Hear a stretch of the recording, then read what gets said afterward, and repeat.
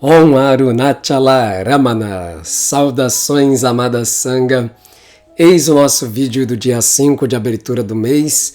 Nós que tivemos aí um mês muito especial, né? Com a celebração de Mahashivaratri, com uma série de vídeos com este tema e ainda a abertura da leitura de conversas com Shri Ramana Maharishi. O livro está aqui do ladinho, então nós vamos dando prosseguimento, né? Nós fizemos a leitura, iniciamos a leitura em Mahashivaratri e a partir de então nós começaremos a ter as nossas lives noturnas, ainda sem uma previsão se nós vamos continuar toda segunda e quarta-feira ou não, vai depender de certas atividades que Mohini vai assumir.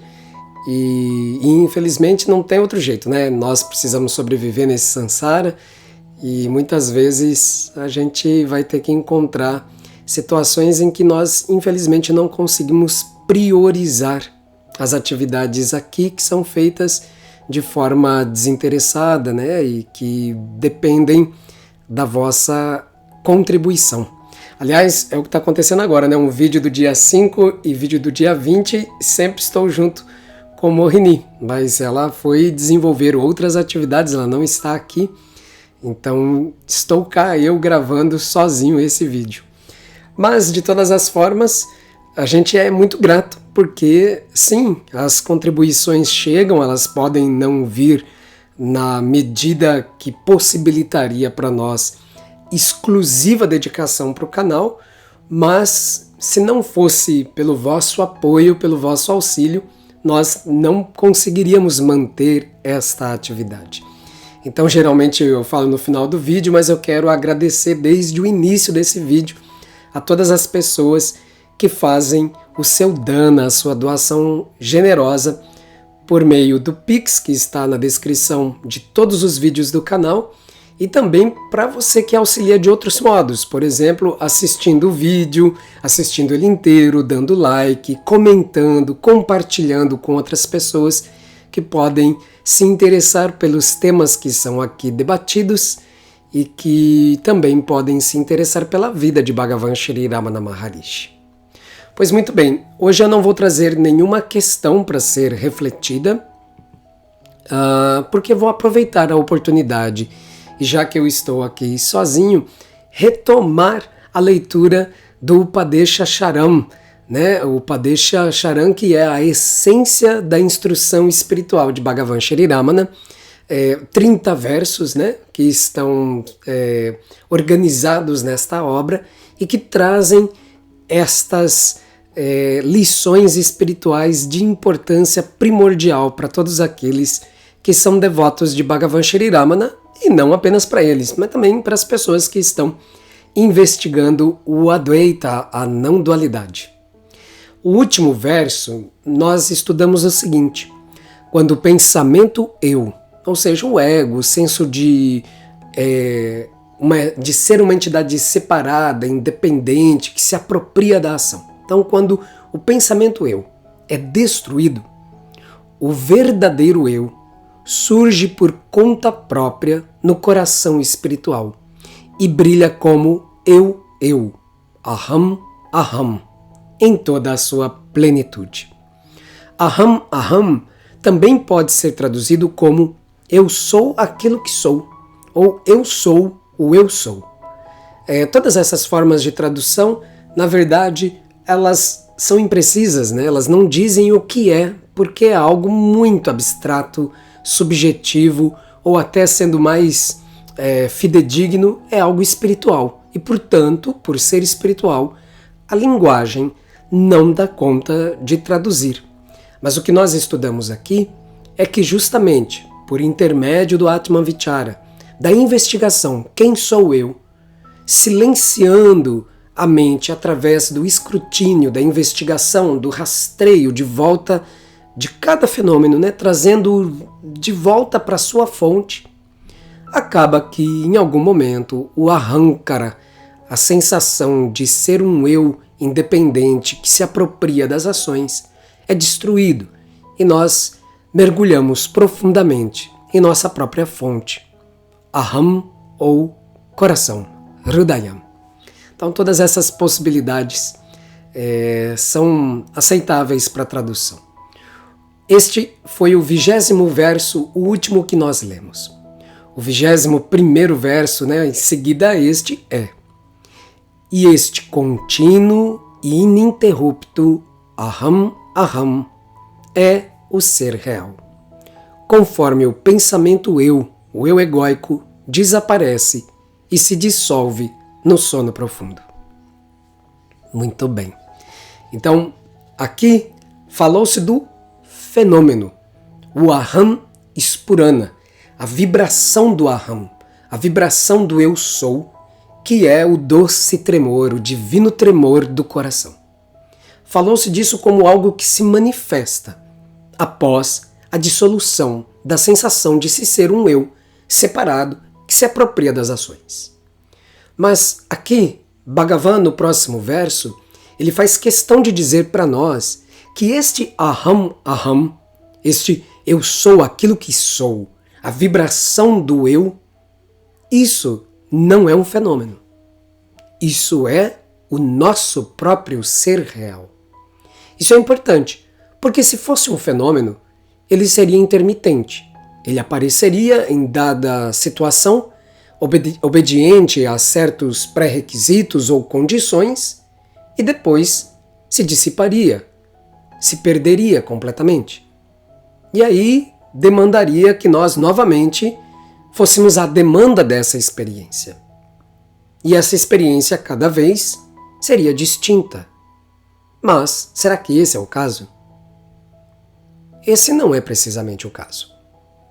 A sensação, sentimento, a vibração eu é ininterrupta e é inalterável. Como nós podemos perceber isso? Veja, o eu, ele não é um objeto da percepção. Se eu associar o eu ao corpo, ora, o que nós sabemos do corpo? Que o corpo está em constante transformação. Tem dias que a gente está super vitalizados, energizados, com excelente disposição. Tem dia que a nossa energia vital está lá no pé. A depender do clima, nós nos sentimos tolhidos no nosso movimento, cansados. Nós temos diferentes sensações acontecendo a cada momento, diferentes qualidades, algumas delas agradáveis, outras desagradáveis. No período de 1 hora, observando o nosso corpo durante 1 hora, nós vamos ver contínua transformação. Então, a associação do eu com o corpo é um equívoco na noção de que, sendo o corpo um fenômeno que está em constante transformação, e o eu sendo aclamado por todos os sábios como aquilo que não se altera, não é possível, não é adequado que nós façamos essa composição de incorporar o Atman ao corpo, dizer que o Atman é o corpo. Da mesma forma, nós podemos falar sobre os sentimentos, as emoções, podemos falar também dos pensamentos ou da qualidade da mente. Tudo isso é objeto de percepção para nós. Tanto é que nós dizemos, meu corpo, minhas sensações, meus sentimentos ou minhas emoções, meus pensamentos, minhas crenças, minhas convicções. Enfim, nós falamos de tudo isso como um adjunto, um anexo, algo que nós possuímos. Portanto, isso não pode ser o eu. O eu é justamente aquilo que percebe o corpo, as sensações, a mente, os objetos mentais, sensações, sentimentos, emoções, pensamentos, enfim, tudo aquilo que pode ser chamado de idam, ou seja, isso. Mas o que Bhagavan está dizendo é que nós não somos um aham idam, o eu e o isso. E sim, aham, aham, a consciência inferida nela mesma, e não a consciência inferida nos objetos em transformação. Então veja que interessante. Bhagavan diz que conforme o pensamento eu desaparece e se dissolve no sono profundo. Ou seja, isso que nós identificamos como as múltiplas transformações e que por vezes nos equivocamos acreditando que somos isso, que nós somos o corpo, que nós somos as emoções, as sensações, os pensamentos, as ideias, as crenças. Tudo isso precisa ser perdido em Sushupti. Ou seja, tudo isso é dissolvido no sono profundo. Aqui nós temos dois elementos interessantes. O primeiro, a nossa experiência de sono profundo é a exata experiência da liberação. Porém, há uma distinção.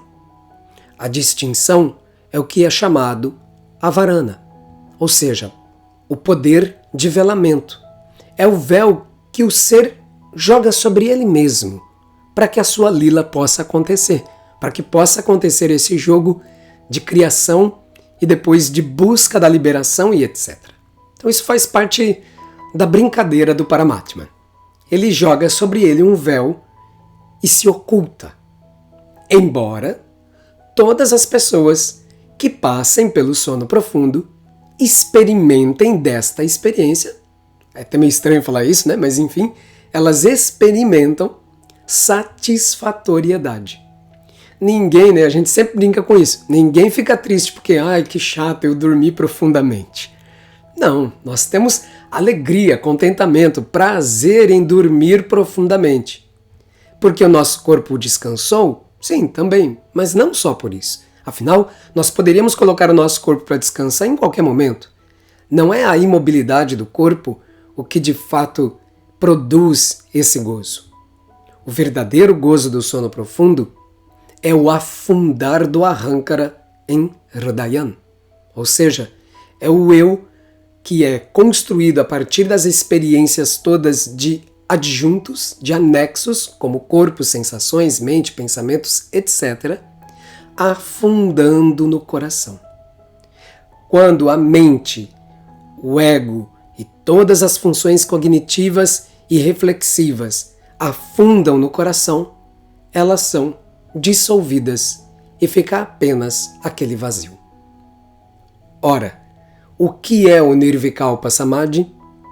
É justamente a conjunção, a combinação, que é a etimologia da palavra Samadhi, combinar.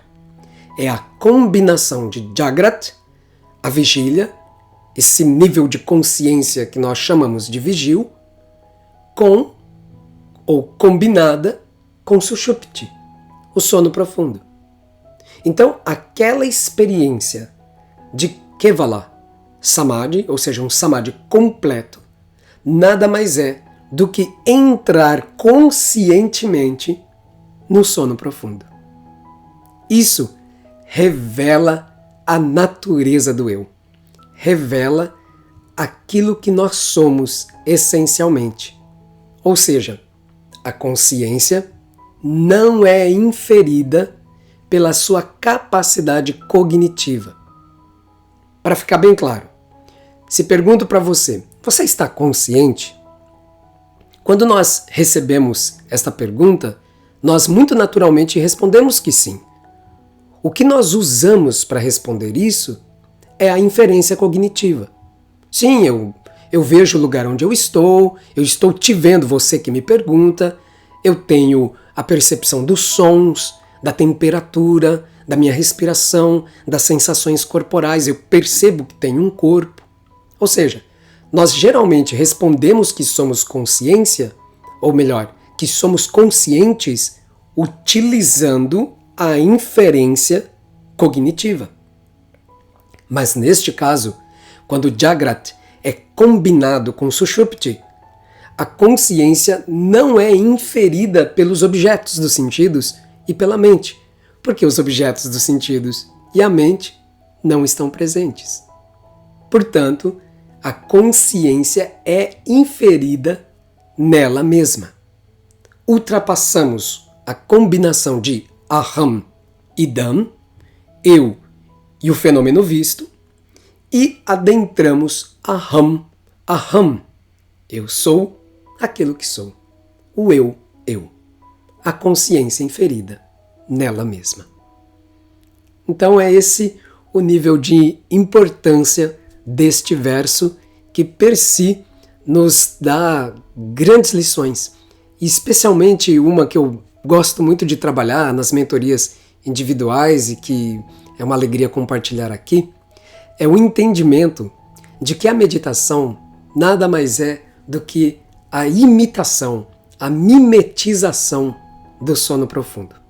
Se você tiver com dúvida de como é que você deve meditar, a melhor maneira de meditar, você pode fazer isso. Imagine, quando você está lá meditando, imagine que você está entrando no sono profundo. E então, entregue-se para este Shunyaswarupa, para a essência vazia, para a espacialidade da consciência, onde não há aham e dam, não há eu e o objeto visto, mas sim, mais e mais, autoconsciência. Atma Vichara também pode ser traduzido como autoatenção ou autoconsciência. É isso. Agradecemos novamente a oportunidade de compartilhar os versos das reflexões. Esperamos que seja útil a cada um de vocês. Reforçamos, se você sentir de apoiar este seva, este serviço amoroso ao Guru e aos devotos, considere fazer um Pix e também auxiliar de todas as outras formas, trazendo pergunta, comentando, dando like, compartilhando. Isto é uma maneira de poder dar continuidade a este trabalho. Que Bhagavan Ramana abençoe imensamente a vossa vida, que abençoe os nossos sadhanas. Om Namo Bhagavate Shri Ramanaya. Hari Om.